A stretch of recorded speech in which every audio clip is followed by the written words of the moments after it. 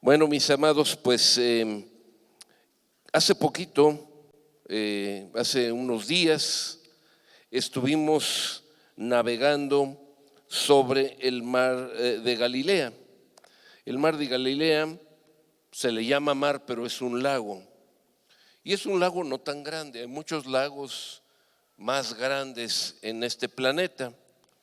Sin embargo, ningún lago se compara al lago de Galilea, porque allí el Señor Jesucristo llevó a cabo la mayor parte de su ministerio. Y quiero llevarlos mentalmente hasta ese lago en esta mañana. Y vamos a utilizar como base de esta meditación el pasaje que se encuentra en Mateo capítulo 14, versículos 22 al 33. Mateo capítulo 14, versículos 22 al 33. Y lo vamos a leer. Dice así: enseguida Jesús hizo a sus discípulos entrar en la barca e ir delante de él a la otra ribera, entre tanto que él despedía a la multitud. Despedida la multitud, subió al monte a orar aparte. Y cuando llegó la noche, estaba allí solo. Ya la barca estaba en medio del mar, azotada por las olas, porque el viento era contrario. Mas a la cuarta vigilia de la noche, Jesús vino a ellos andando sobre el mar. Y los discípulos, viéndole andar sobre el mar, se turbaron diciendo: un fantasma, y dieron voces de miedo. Pero enseguida Jesús les habló diciendo: tened ánimo, yo soy, no temáis. Entonces le respondió Pedro y dijo: Señor, si eres tú, manda que yo vaya a ti sobre las aguas. Y él dijo: ven. Y descendiendo Pedro de la barca, andaba sobre las aguas para ir a Jesús. Pero al ver el fuerte viento, tuvo miedo, y comenzando a hundirse, dio voces diciendo: Señor, sálvame. Al momento Jesús, extendiendo la mano, asió de él y le dijo: hombre de poca fe, ¿por qué dudaste? Y cuando ellos subieron en la barca, se calmó el viento. Entonces los que estaban en la barca vinieron y le adoraron diciendo: verdaderamente eres Hijo de Dios. Mis amados, lo primero que quiero compartir con ustedes es que a pesar de que Galilea es un lago, ya les comenté, puede haber tormentas, puede haber tormentas. Hay un valle en la parte sur del lago que se llama Valle de las Palomas, y ustedes saben que en los valles a veces se hacen chiflones, porque de las montañas viene un airecito. Esta mañana creo que todos experimentamos este viento, ¿verdad? Este viento que venía de las montañas y tuvimos que ponernos el saco. Bueno, algo así pasa ahí, se hace un corredor de viento que viene desde el mar Mediterráneo y desemboca en el lago. Y a veces también del otro lado hay otro fenómeno que también provoca viento, y el viento provoca que el mar o el lago se agite, se hacen olas y se hace la tempestad. Esa es la primera. La segunda, para que tengan una idea de lo que es una barcaza de los tiempos de Jesús, existe junto al mar una lancha, una barcaza que fue rescatada hace algunos años y se encuentra exhibida en un museo. Y mis hermanos, esa barcaza, cuando uno la voltea a ver, entonces uno dice: ahora entiendo esta situación, ahora entiendo los nervios de los discípulos. Algunos de los discípulos ustedes lo saben, eran pescadores. Y para ser pescadores tienen que ser marineros. Y yo creo que eran buenos marineros y buenos pescadores. Así que nos encontramos a esta barcaza de 4 metros de largo, no más, hecha con la madera disponible, que por ejemplo, yo sé que el estado de Durango tiene excelente madera, tiene bosques altos, etcétera. No crean que ahí hay madera como la que se consigue por acá. Pero bueno, de los árboles que se dan en esa zona, endémicos de esa zona, pues se construyen unas lanchitas que parecen una cáscara de nuez. Así, con esas dos cosas, un lago que sí representa en ocasiones peligro por los vientos, y segundo, por esa barcaza que viene siendo una cascarita de nuez, uno entiende mejor esta situación, que aún marineros experimentados, que aún pescadores que sabían su oficio, se llegaban a poner nerviosos cuando el mar se agitaba.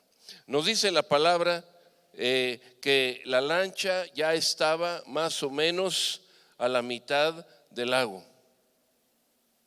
y empezó a tener problemas esta lanchita, porque los marineros tenían que ir remando contra el viento. La hora 3 de la mañana aproximadamente. Esta es la situación cuando, para colmo de males, los marineros ven algo que parecía un fantasma, una aparición.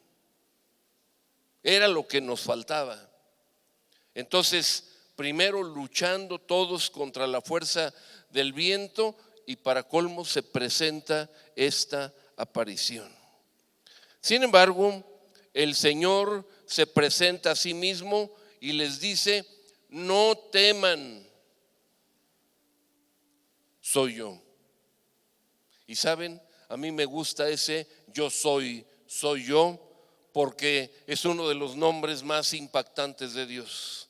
Recuerden cuando Moisés se negó a ir a hablar con Faraón, a ir a rescatar al pueblo de Israel, en parte porque le dijo: Señor, no me van a creer, tu pueblo no me va a creer.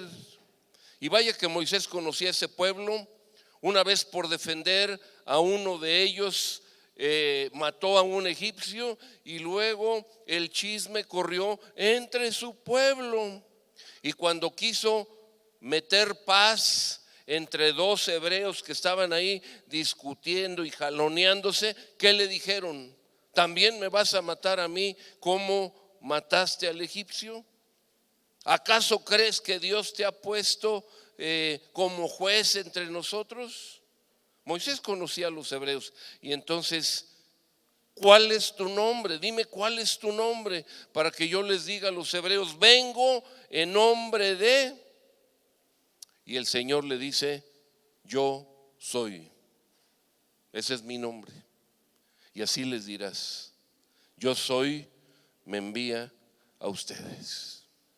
Por eso me gusta que en esta situación el Señor se presenta y dice precisamente esta palabra: tengan ánimo, yo soy.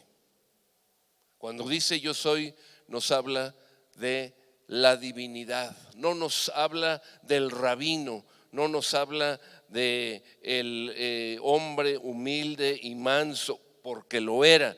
Aquí me habla que la deidad estaba acercándose a esta barca. Por eso es que caminó sobre el mar, porque él era el Hijo de Dios, era y es el Hijo de Dios.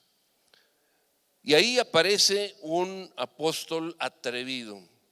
Saben, yo admiro mucho a Pedro, yo lo admiro. No sé si porque mi carácter se parece un poco a él, pero así medio rudo, medio áspero. Ya por aquí oí un amén cerca de donde está mi esposa. Pero ¿saben por qué lo admiro? Porque caminó sobre las aguas. Y tal vez ustedes me digan, bueno, dio 2 pasos y se hundió. Pero yo les preguntaría, ¿y ustedes cuántos pasos han dado? Porque yo no he dado ninguno. Y yo quiero comparar esta escena, mis hermanos, esta plática. No nada más quiero hablarles del mar de Galilea, yo creo que ya se están imaginando, pero yo quiero hablarles de que esto se compara a la vida del ser humano, porque nosotros también enfrentamos problemas. No tenemos que estar en medio de un vaso de agua, así se le llama un recipiente como un lago. No tenemos que estar allí y estar experimentando el que nos podemos ahogar, pero a veces estamos experimentando problemas económicos, problemas familiares entre esposo y esposa, entre padres e hijos, problemas de salud. Esta vida está llena de problemas y tenemos que enfrentarlos. Y Dios nos ha dado dones y talentos, así como a los marineros que no nada más sabían qué hacer, sino tenían brazo fuerte e iban remando contra corriente. Sin embargo, llega un momento cuando, a pesar de los dones y talentos, a pesar de que tengamos seguros de gastos médicos, a pesar de que tengamos una cartera con dinero, ¿saben? Llegamos a pensar en ocasiones que no podemos con ese problema. Y me pareció muy interesante compartir con ustedes con este pasaje, analizarlo, despiezarlo para que lo apliquemos a nuestra vida. Primero, yo quiero señalar que Pedro se dirige a Jesucristo como Señor. Así le habla, Señor. Ahora, para ustedes y para mí, la palabra Señor tiene un significado diferente a el que tenía en ese tiempo. Aquí yo le puedo llamar Señor a cualquier persona, pues para que no se me sientan mal los jóvenes mayores de 40 años. Señor fulano, señora mengana. Pero la palabra Señor en los tiempos de Jesús estaba destinada exclusivamente para Dios. De ahí se acarrearon muchos problemas los hebreos, porque en el lenguaje latín, César significa lo mismo que Señor. Entonces ellos no le podían llamar César al emperador, porque esa palabra César, el equivalente era exclusivamente para Dios. Y por eso decían, es que no le podemos llamar así. Entonces lo primero que debemos de aprender de Pedro es que se dirige a Jesucristo como Dios y le dice Señor. Señor, si eres tú verdaderamente, manda que yo vaya hacia ti.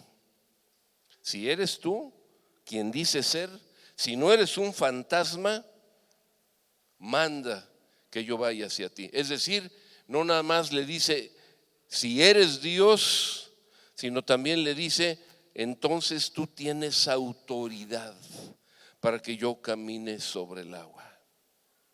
Y es lo primero que tenemos nosotros que asumir, porque estamos quizá orando aún, estamos en medio de una plática, pero no le estamos confiando esa amplitud de lo que significa la palabra Señor. Tú eres el Todopoderoso, lo que para mí es imposible. Este problema que yo no estoy pudiendo resolver ahora, tú lo puedes, porque tú puedes todo. Tú puedes todo.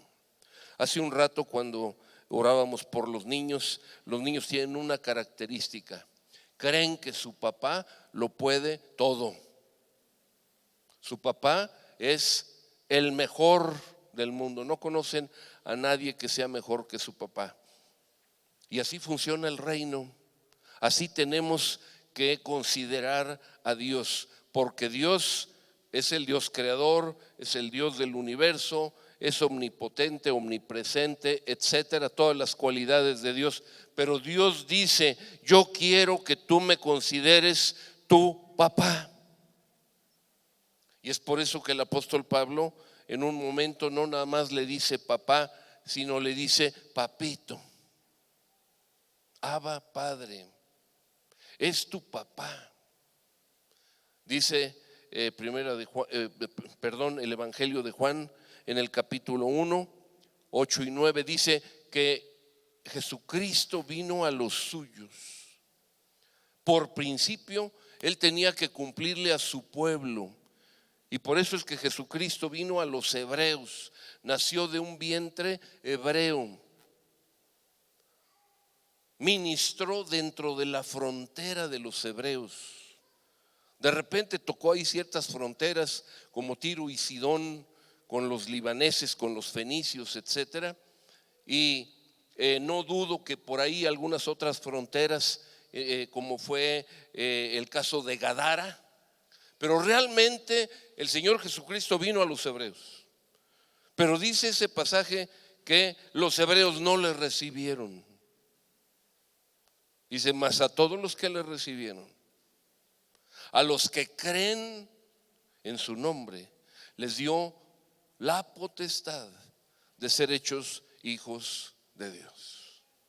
Ahora, eso suena muy bonito, pero en una noche estrellada y sin nubes, voltea hacia arriba y tal vez alcances a ver en un lugar que no tenga mucha luz la Vía Láctea. ¿Realmente tú te sientes hijo del que hizo esa Vía Láctea? Y la Vía Láctea es apenas una galaxia pequeña en un universo que no le conocemos ni principio ni fin. ¿Realmente nos sentimos como hijos del dueño de ese universo? Porque a veces andamos arrastrando la capa, como se dice por ahí, que no parece que seamos realmente hijos de quien decimos ser. Entonces, me gusta porque Pedro cree que el Señor Jesucristo tiene la autoridad y buscó la voluntad del Señor. Buscó la voluntad. Si eres tú, da la orden. Buscar la voluntad, mis amados, es un arte, pero además es un riesgo. Buscar la voluntad de Dios es negar nuestra propia voluntad. Y muchas ocasiones nosotros nos parecemos más bien a Aladino. Y no les platico la historia porque creo que la mayoría sabe de ese hombre que, según esta fábula, encontró en alguna ocasión una lámpara que cuando la frotaba salía un genio que le hacía una reverencia a Aladino y le decía: mi Señor, estoy para servirte, ¿qué es lo que tú quieres que yo haga? Y en muchas ocasiones, mis amados, los creyentes creemos que Dios equivale un poquito al genio de la lámpara de Aladino. Señor, yo quiero que me ayudes y que hagas esto para mí. Pero las cosas no funcionan así en el reino. Las cosas funcionan al revés. Los que hacen la reverencia, o debemos hacerla, somos nosotros, y decirle: Señor, ¿qué quieres que yo haga? Recuerden ustedes Saulo de Tarso, camino a Damasco, que es impactado por una luz, pues yo diría que mucho más potente que Alfa Centauro. Hay algunas personas que dicen: ¿cómo me gustaría ver al Señor? Yo la verdad no quiero ver al Señor, porque si viendo al sol por algunos segundos me voy a quedar ciego. Ahora, Alfa Centauro, que es la estrella más brillante conocida, pues ni esas Ni esas dos estrellas, nuestro Sol ni Alfa Centauro, se comparan con el resplandor de Jesucristo glorificado. Y por eso fue que Saulo de Tarso, perseguidor de la iglesia, acabó abajo de su caballo ciego. Y si recuperó la vista fue por gracia y voluntad de Dios. Pero ese hombre quedó ciego. Pero algo dijo Saulo de Tarso: Señor, ¿qué quieres que yo haga? Dos palabras. Primera, igualita a la de Pedro: Señor. Él dijo: esto no me lo causó cualquier persona, esto es Dios, no me cabe la menor duda. Y dijo: ¿qué quieres que yo haga? ¿Se dan cuenta cómo es al revés? Dios no es el genio de la lámpara, sino nosotros tenemos que decir: Señor, rindo mi voluntad a ti. Se dice fácil, pero cuando tienes a tu esposa que está con un diagnóstico de muerte y muerte próxima, no es fácil decir: Señor, te entrego a mi esposa. ¿Quieres llevártela? Ahí está. Pero de corazón, porque decírselo, tal vez lo escribes y se lo dices: Señor, si quieres llévate a mi esposa. No, realmente de corazón. No es fácil, pero el Señor te enseña. El Señor te enseña. Y vuelvo con esta idea un poquito más adelante. Entonces, Pedro vio en Cristo Jesús una persona que tenía la autoridad para que él caminara sobre las aguas. Y el Señor Jesucristo, ¿qué le dijo? Ven, ven. Y Pedro obedeció. Por eso me cae bien Pedro. ¿Dónde estaban los otros 11? Sacatito para el conejo, ¿verdad? ¿Dónde estaban los otros 11? Por eso me cae bien Pedro. Dijo: ¿cómo no? Ya está la orden. Subrayen eso en su mente y en su corazón. La orden ya estaba dada. Cuando la orden está dada, nos podemos aventar. Sin la orden, les recomiendo que no se avienten, porque sin la orden es un suicidio. Pero la orden ya estaba dada, consiguió la orden. Entonces él dijo: ya está la orden, bueno chicos, me voy con el Señor, los esperamos en la otra orilla. Hasta ahí todo va muy bien. Y caminó sobre las aguas. ¿Cuál fue su problema de Pedro? Y no es hacer polvo su reputación, sino al contrario. ¿En qué falló Pedro? ¿O cuál fue el problema? ¿Por qué no conquistó la meta? Porque eso nos puede pasar a nosotros en nuestros problemas y en nuestras tribulaciones. Porque había un fuerte viento. Había un fuerte viento en ese momento en el lago de Galilea. Y mis amados, el viento verdaderamente es impresionante sobre las aguas. Yo no sé si ustedes han todos viajado en avión y las turbulencias allá, no se siente nada agradable.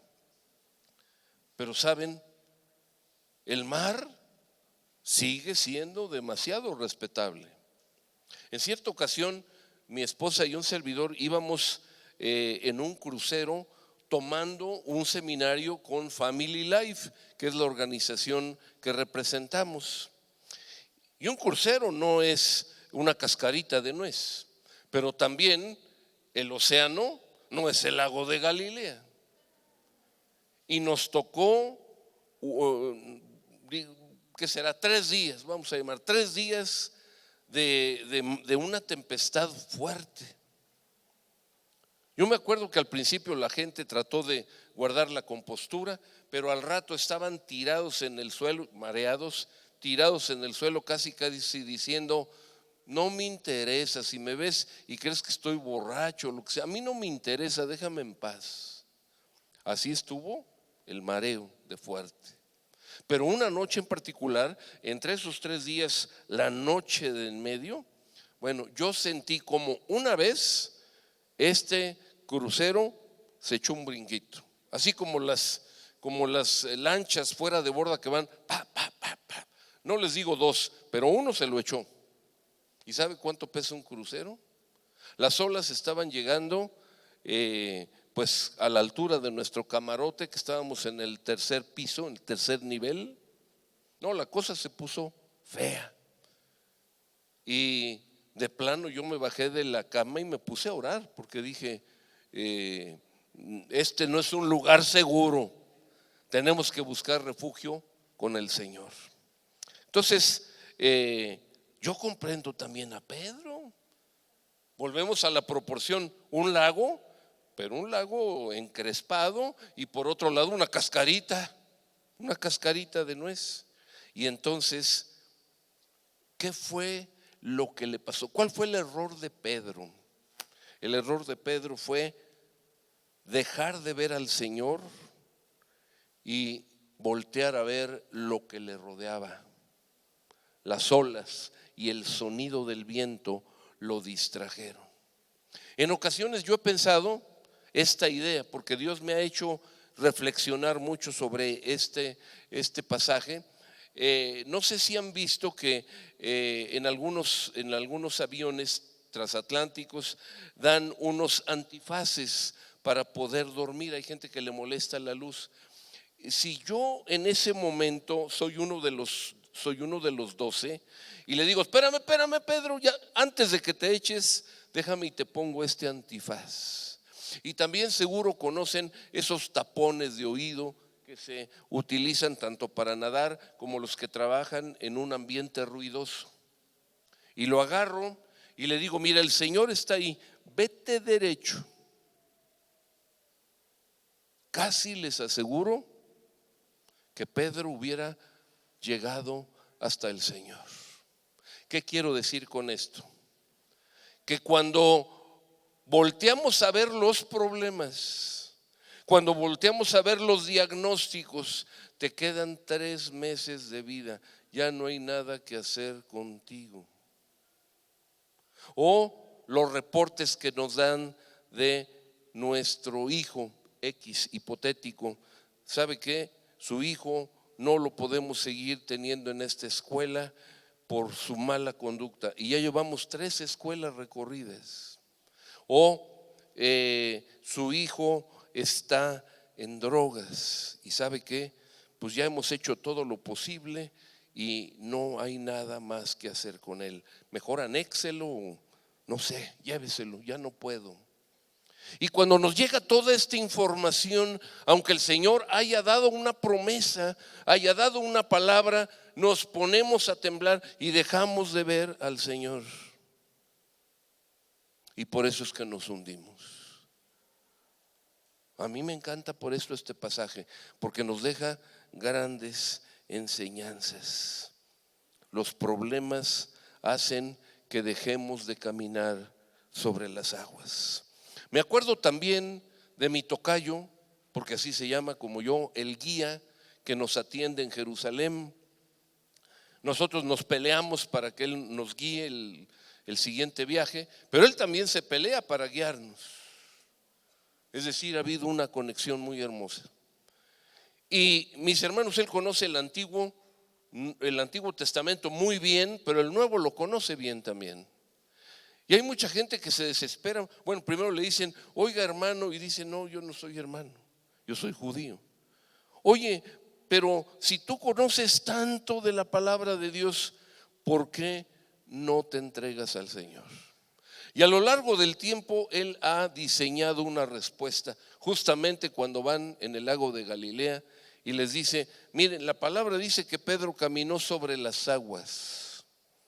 Si quieres, aquí está el lago, camina sobre las aguas. Cuando yo te vea caminando sobre las aguas, yo voy a creer en Jesucristo y le voy a entregar mi vida a Jesucristo.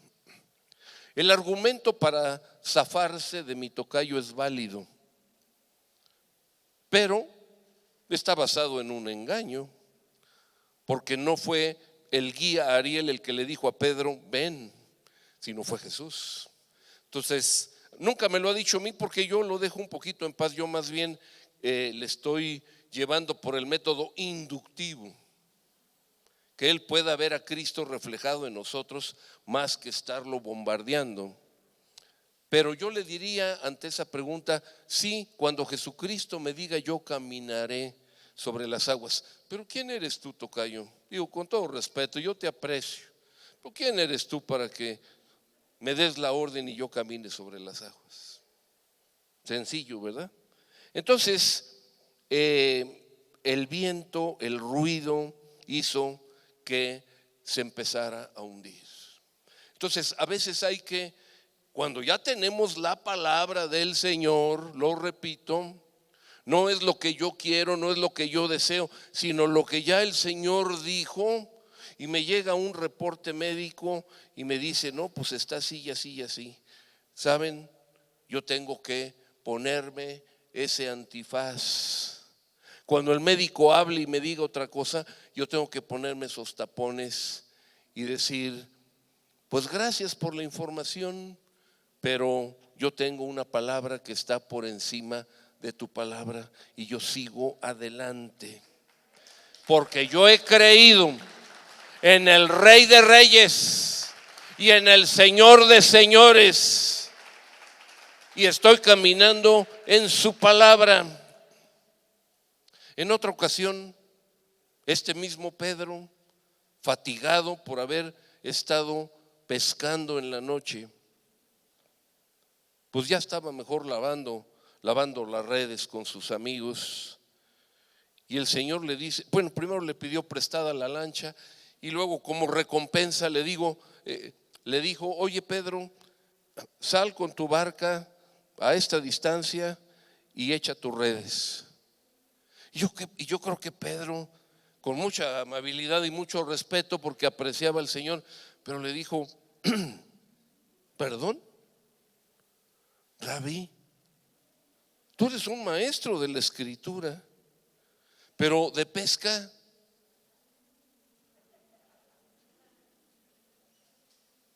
tengo 30 años en este oficio. Mis padres, abuelos y demás eran pescadores.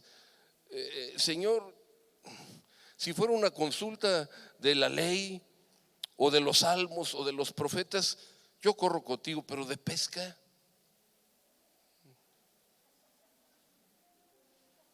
Ve la hora del día, no es hora de ir a pescar. Seguro que lo pensó, pero dijo, en tu palabra echaré la red. ¿Qué tenemos que hacer, mis hermanos? Busca la palabra de Dios, busca la voluntad de Dios. Ahí está. He conocido personas que han pasado por tribulaciones muy fuertes y han comentado lo siguiente: lo único que me dolió fue no sentir cerca al Señor. Yo clamé, yo rogué, pero lo sentía distante. Yo no estoy de acuerdo con esta expresión, queridos hermanos. Y si ustedes la han tenido, con todo respeto, yo quiero decirles que el Señor está tan cerca y tan lejos de aquí. Porque aquí está su voluntad. Lo que pasa es que en ocasiones no utilizamos la palabra de Dios en nuestro diálogo con Dios. Ese es el problema. Jorge Müller, un campeón de la fe, decía, o sus biógrafos dicen, que leyó más de 50 veces la Biblia a lo largo de su vida, pero lo hacía de rodillas. Es decir, no había diferencia entre orar y leer la palabra. Es decir, era un diálogo. Hablaba y el Señor respondía. Y hay un versículo de uno de los salmos en donde dice, abre tu boca que yo la llenaré. Y ese fue el versículo de la vida y del ministerio de Jorge Müller. Yo no sé cuántos están batallando para darles educación, alimento, escuela, vestido a 3, 4 hijos. A ver, ¿quién tiene aquí 5 hijos? Levante su mano. 5 o más. Bueno, 4 o más. Ahora sí. ¿Qué tal está la manutención? ¿Qué tal comen esos chamacos? Comen bien, ¿verdad? Más tarda uno en llenar la despensa que la desaparecen. Jorge Müller llegó a mantener 2,000 huérfanos en un orfanatorio. ¿Y saben cómo los mantenía? Con una alacena vacía. Y eso lo obligaba a estar hasta altas horas de la noche clamando a Dios: Señor, no hay alacena y tengo que alimentar 2,000 boquitas. Y el Señor lo llevó, lo probó hasta el extremo. Pero ¿saben? Nunca faltó el alimento. No 4 hijos, mis hermanos, 2,000. Pero él tenía un versículo: abre tu boca que yo la llenaré. Claro, se convirtió pues en un campeón de la fe. Cuentan sus biógrafos que en cierta ocasión él viajaba de Inglaterra hacia Groenlandia. Lo habían invitado a predicar, tenía un compromiso por allá, pero sentía que el barco, volviendo al barco y volviendo al mar, iba demasiado lento, pero demasiado lento. Así como cuando tú y yo tenemos prisa y por algún problema allá adelante vamos a vuelta de rueda. Así iba, guardando las proporciones, el navío en el que iba Jorge Müller. Entonces de plano se desesperó y subió al puente donde estaba el capitán y le dice: capitán, yo tengo un compromiso, me invitaron a predicar. El capitán era cristiano, cuando menos eso creía el capitán. Tengo un compromiso, tengo que llegar tal día a tal hora. Y le dice amablemente el capitán: señor Müller, observe la neblina cómo nos rodea. No olviden esas aguas de Inglaterra a Groenlandia. No se les olvide el Titanic. No se les olvide los témpanos de hielo enormes que hay por allá. Le dice: no puedo ir a más velocidad. Bueno, muy bien. Entonces voy a clamar a Dios, dijo Jorge Müller. Sí, cómo no, le dijo el capitán: vamos a orar, vamos a entrar ahí al camarote y vamos a orar. Y la oración de Jorge Müller fue muy sencilla: Señor, creo que la invitación tú me la hiciste, creo que tú sabes los tiempos para llegar a ese lugar, y yo te doy gracias porque nunca me has permitido llegar tarde a los compromisos que tú arreglas. Quita por favor esta neblina. Y el capitán amablemente dijo: mi hermano quiere que ahora yo ore. Y le dijo: no hace falta, capitán, por 2 razones. Número 1, porque usted no cree que Dios puede quitar la neblina. Y número 2, porque ya la quitó, porque Dios ya la quitó. Subieron nuevamente al puente y no había nada de neblina. El capitán echó la máquina a todo lo que daba y Jorge Müller llegó a tiempo a su cita. Y cualquiera diría: yo empezando, yo antes que nadie, yo quiero esa fe. Y el Señor te dice: sí, primero alimenta 2,000 niños sin nada en la alacena y llegarás a tener esa fe. A mí Dios me está hablando en esta mañana, mis hermanos. Y yo espero que ustedes también. Epílogo. El Señor le dice a Pedro, ya que lo rescata, le dice 2 cosas. Número 1, hombre de poca fe. hombre de poca fe. Y dice la palabra de Dios en Hebreos 11:6, empero sin fe es imposible agradar a Dios, porque es necesario que el que se acerca a Dios crea que Él existe y que además recompensa a los que creen que Él existe. No podemos llevar una vida en victoria si no tenemos fe. Ahora cualquiera diría, es que yo no tengo fe, yo voy a pedirle al Señor que me dé el don de fe. Y haces bien, yo también, todos necesitamos más.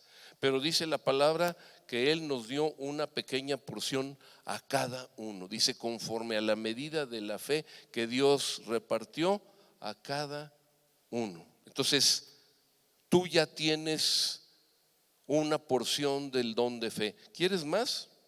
Adelante, hay que pedirla. Pero ya Dios nos ha dado el don de fe. Y la otra palabra es, ¿por qué dudaste? ¿Por qué dudaste? Y entonces vamos a encontrarnos con que un enemigo que tenemos es precisamente la duda. ¿Sí? Marcos 11:23 dice, porque de cierto os digo que cualquiera que dijere a este monte, quítate y échate en el mar, y no dudare en su corazón, sino creyere que será hecho lo que dice, entonces lo que diga le será hecho. Y ahora leo todo el pasaje, es muy cortito. Es cuando el Señor había maldecido a una higuera. No es que la higuera estuviera mal, porque claramente los reporteros, los evangelistas, los que escribieron la palabra, dice, no era tiempo de higos. Entonces el Señor no la maldijo por floja. Eres una floja. La maldijo por darnos una lección a nosotros. ¿Qué hacer cuando tú enfrentas algunos problemas?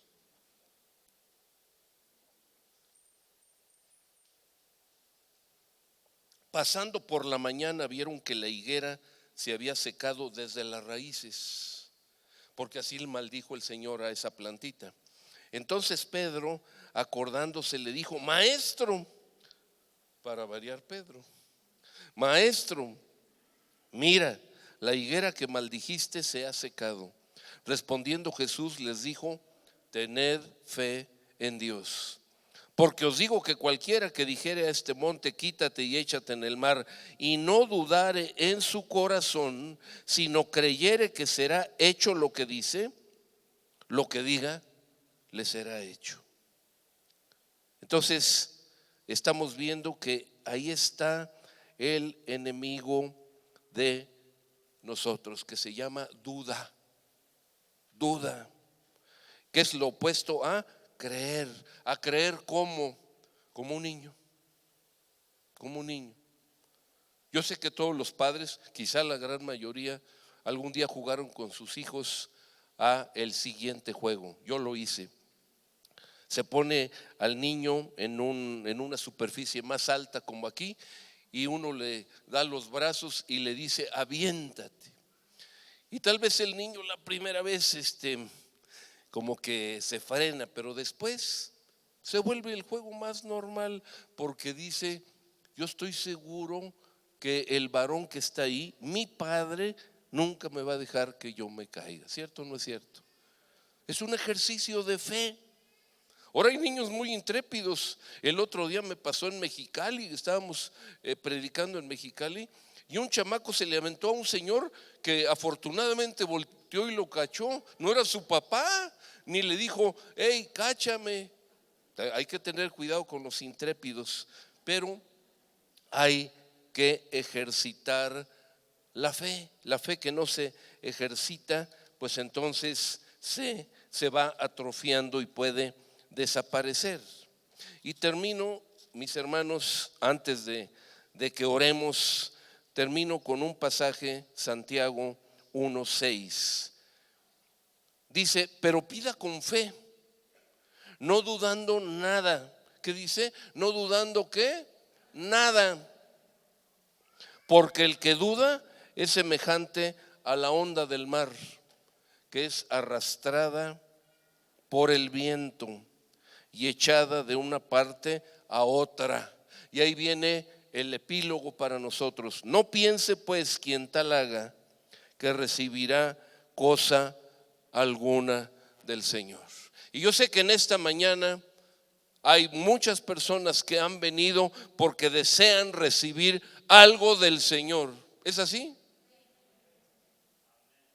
Yo también. Y entonces el Señor nos dice, pero pida con fe, no dudando nada. Pero no olviden, hay que tomar en cuenta a Dios. Señor, ¿cuál es tu voluntad? ¿Tú qué deseas?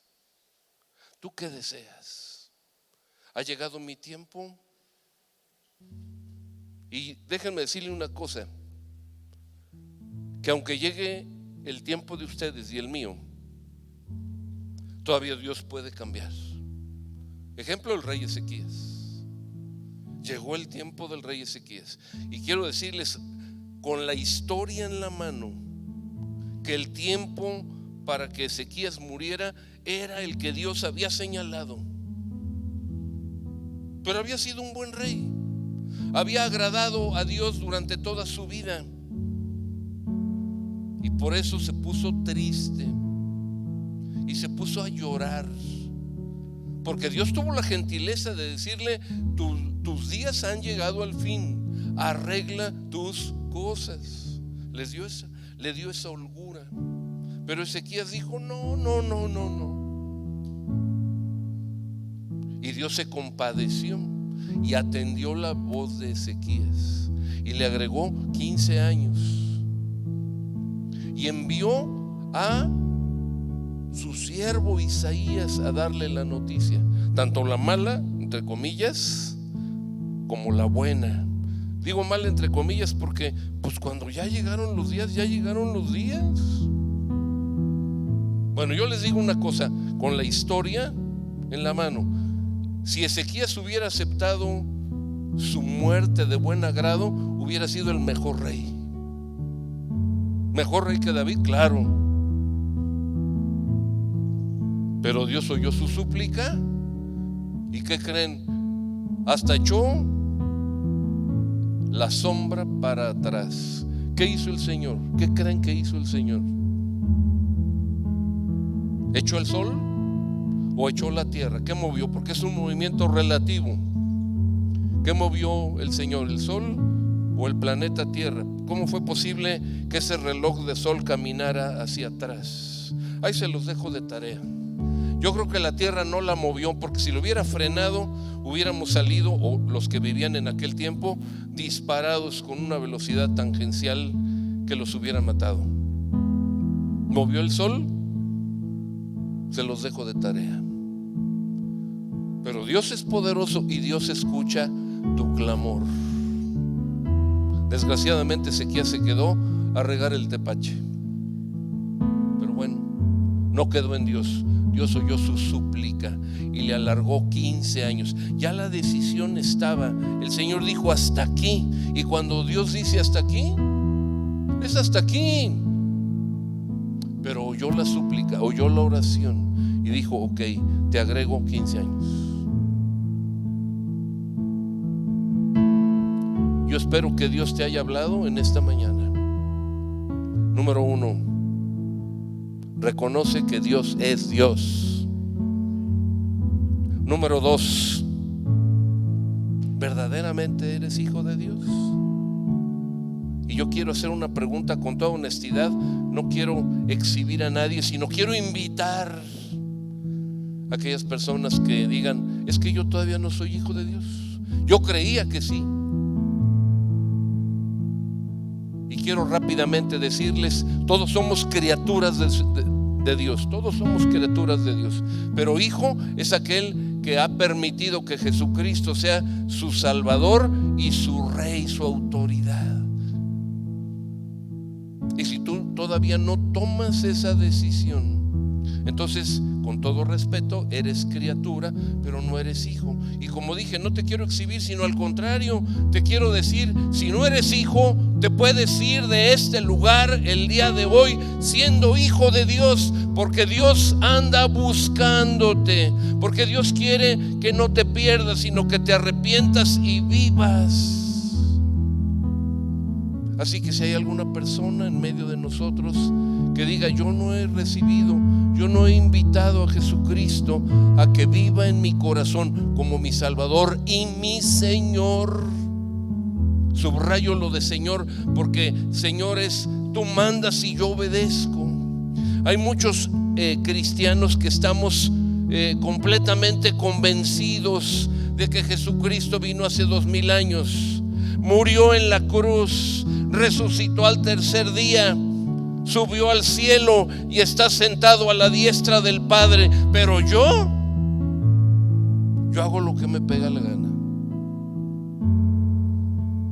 ¿Cierto o no es cierto?